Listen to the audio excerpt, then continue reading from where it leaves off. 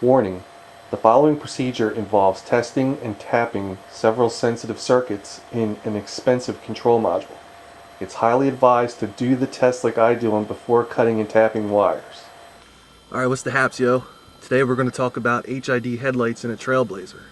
An important thing to know about these trucks is they were not designed to work with HID headlights. Now sure, you can install some HIDs and technically they would work in the right conditions, but unless you do some kind of a modification, you're going to run into a problem. Now, I'm going to explain all the boring crap of how everything works. I'm going to try to make it as quick and painless as possible, and then I'm going to show you how you can make your own DRL killer or modifier or deleter or whatever you want to call it for around 10 bucks. Now, for you guys that have been watching my shit and you've seen that both headlights don't work, what you learned was that the body control module has one wire that comes from it that turns on the low beam relay.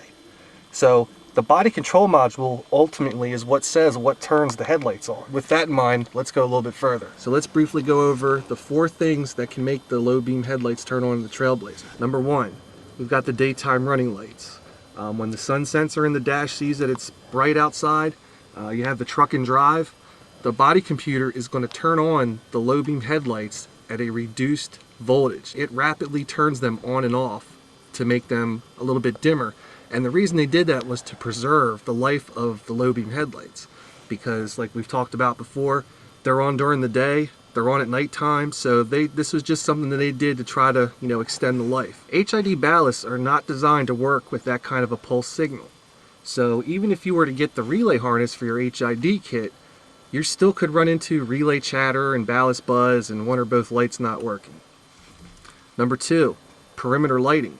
So at nighttime, when you unlock or lock the truck with the fob, it's going to turn the exterior lights, including the low beam headlights on. Kind of like, just so you can see your car at night or whatever, I don't know. But once again, the headlights are done with that same pulsed signal.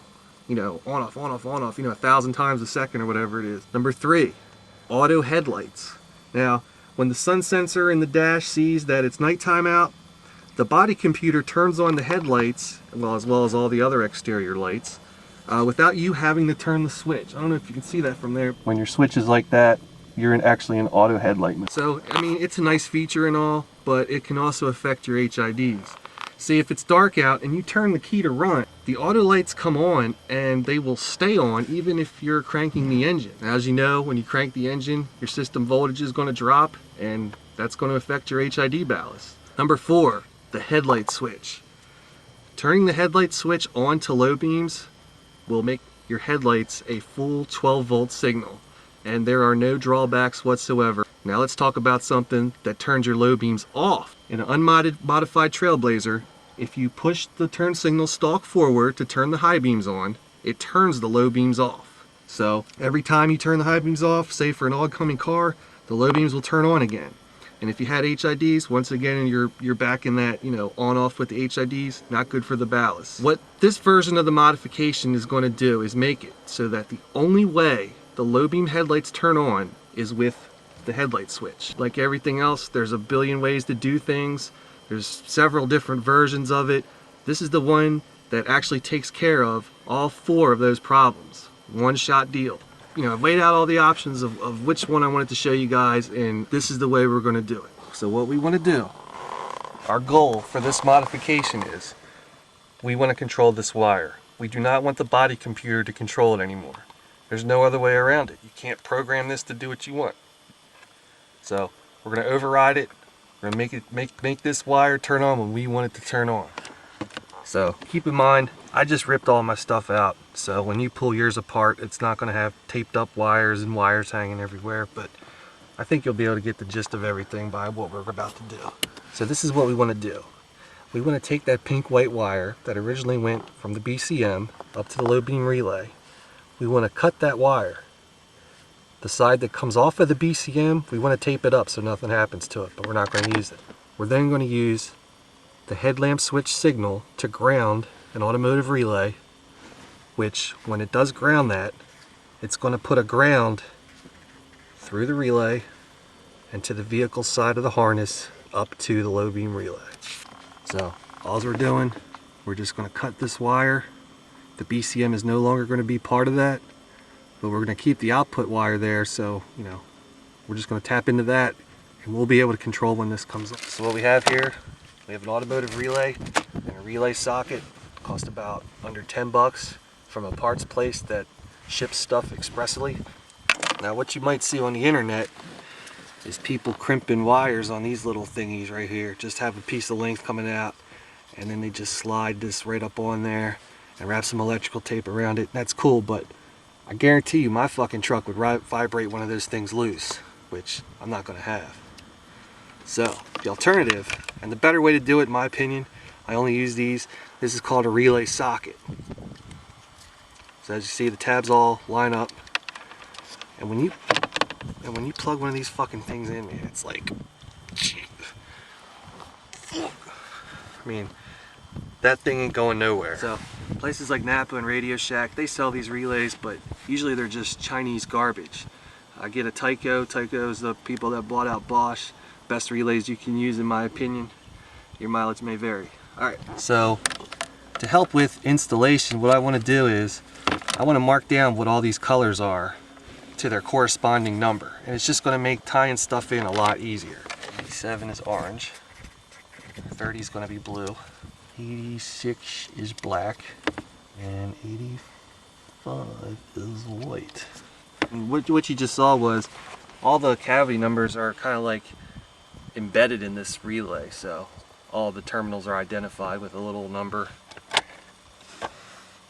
So here in our tan connector, we have a solid white wire. If you're looking at the connector like this, it's going to be the 9th pin in. So what you would do, just like you were testing any automotive wire circuit, you can just nick a little piece of the insulation off and you're going to want to probe it. Now again, mine's already been modified, so I already know where the wire is, but I'm going to show you how to do it anyway. So I've got the red lead of my meter hooked up to the battery stud back here, and my black lead is on that white wire. Okay, so we got 0 volt. All right, now we're going to turn the low beams on. Okay, so what that's showing is that we have a ground with the headlight switch on. That wire is the wire that we are going to use for our 86. You'd have to carefully, down in there, just take your razor blade, score there, score there. That's going to be a little tough to do there at the BCM connector, but if you have a little patience, it'll work. You know, like that. If you're the soldering kind of person, you can go ahead and nail your solder on there and then taper up. If you're the electrical tape kind of person, taper up that way. I just don't want to see you guys using those fucking T-taps. You feel me? So our 86 is the black wire.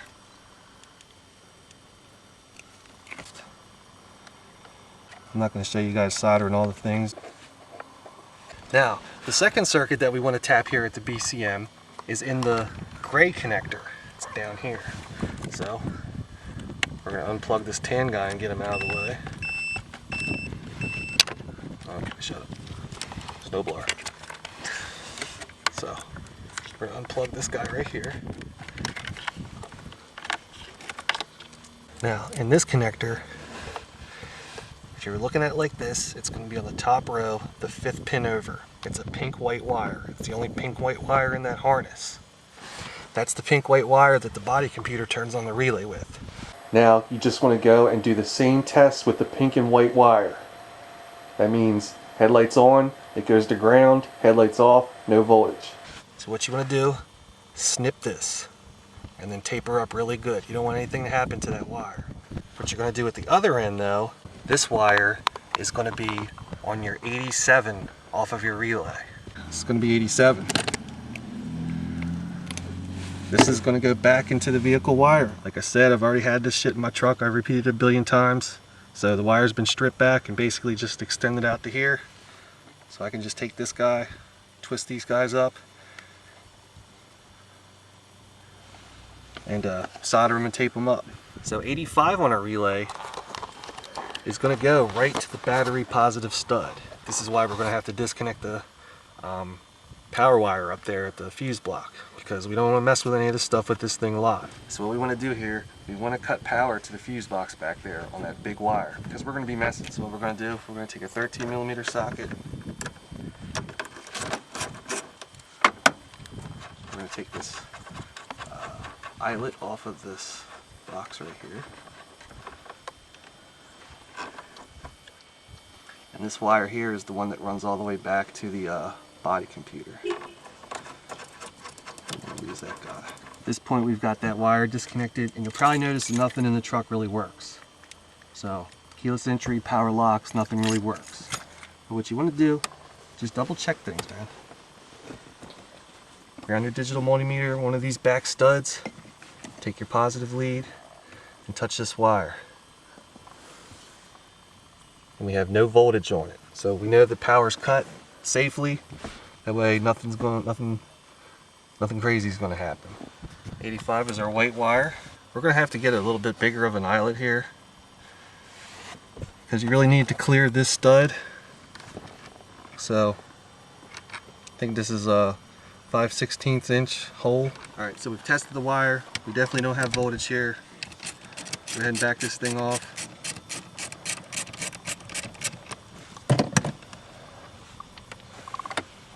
Take our eyelet, get right back over top of her.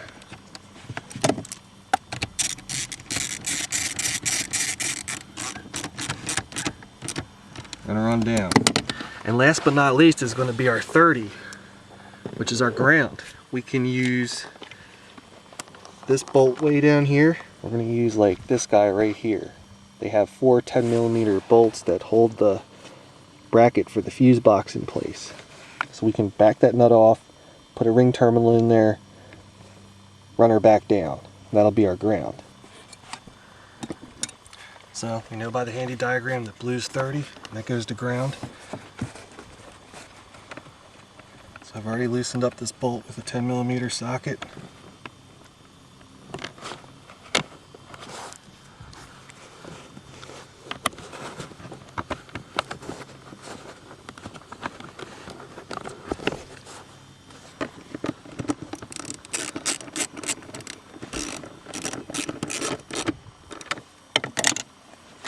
Alright, so let's plug these two guys back in. I'm going to hook the battery back up. Hold on a sec. Now we're going to take our fancy relay, plug her in. So, with everything like this, the only way these low beams are going to come on now is with the low beam switch. The way to test, I guess, to see if this thing works, I guess the easiest way, turn the low beams on, push the stalk forward for high beams.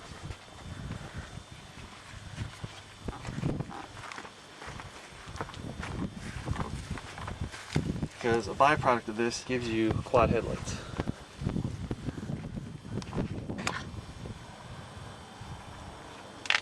So, the other thing, the only way that these lights should come on now is with this switch.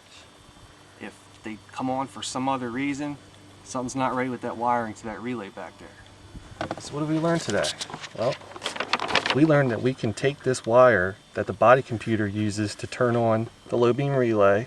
We can tell the body computer to fuck off. We're going to turn the low beams on when we want them to come on. And we did that with a simple automotive relay. So what we've got now is, we've got it so that the truck, the HIDs will only turn on with our low beam headlights. And to me, that's the optimum way to do it. I read stuff on the internet that's just horrible. What'll happen a lot of times is somebody will install their HID kit and then come on to a forum and say, you know, I put on this kit, it's not working right, what can I do? Someone will come on and just say, just use a relay. Like that's any fucking help, you know what I mean? And that person might say, you know, I'm not comfortable wiring in a relay, you know, is there something I can buy? And somebody else will come on and say, you need to buy a DRL killer or a DRL modifier. And nothing wrong with them guys, I'm not trying to, you know, say anything or whatever. And the OP will say, you know, oh yeah, DRL killer, that sounds cool. Do you know what you get when you get a DRL killer or DRL modifier? All you get is a fucking relay and some pieces of wire. I mean, I'll be honest, those kits are fucking garbage. If you're gonna sell me a $40 relay, it better come with something more than some fucking T-taps for making my connections. That shit's garbage. You can ask any technician who basically puts his name on the line with every job that he does what his opinions of T-taps are, and he's gonna tell you the same thing. He's not gonna fuck with them, you know what I mean? You're gonna twist, you're gonna solder, you're gonna tape. I mean, that's the way you do it. the daytime running light modification that I did, I didn't say this earlier, but I didn't come up with that. That was compliments of a forum member named EnvoyXL, who actually came up with the original version of that. I did this version back in 2007. I've had it forever with no problems. At one point I did switch it to make it so that my lights came on with auto lights. That's why you see some extra connections in there. I wasn't happy with the way that it worked. It kind of made my lights come on when I didn't really want them to come on. So we've gone back to the basics, we've gone back to what's worked. Having had HIDs in this thing since 07, I'm getting about 2 years out of each kit using this DRL killer. And that's considering that I usually drive with the headlights on just for safety, you know. So it is proven, to me at least, that, you know, it's a long-term modification. As long as you make your connections right, you know, you shouldn't have any problems with it. I mean, can you imagine you pay 40 bucks, you get 4 of these, you get 4 little pieces of wire, you get 2 little ring terminals, and some scotch locks or T-taps or whatever you want to call them. I mean, this is America, this is the land of opportunity and all that shit. If you want to take a $6 relay and sell it for 40, that's cool. But I'm not telling my people on YouTube to get one. Fuck that. Here on YouTube's #1 Trailblazer channel, we do it ourselves. You know what I mean? So I did another modification of mine. I'm going to clean all this up and then I'm going to show you what I did. So stay tuned. You didn't show those guys what the hell that is. That's for the auto fogs. Well, my version at least. See, on my version, when you turn the low beams on, the fog lights come on too. But then you can still have the option to turn them off with the factory switch. And I mean, it's a little bit more in-depth than just wiring a simple relay, because you're actually wiring 2 simple relays. Ooh. Are you filming this? Yeah. Well, good. I'm glad you showed me actually soldering something in here.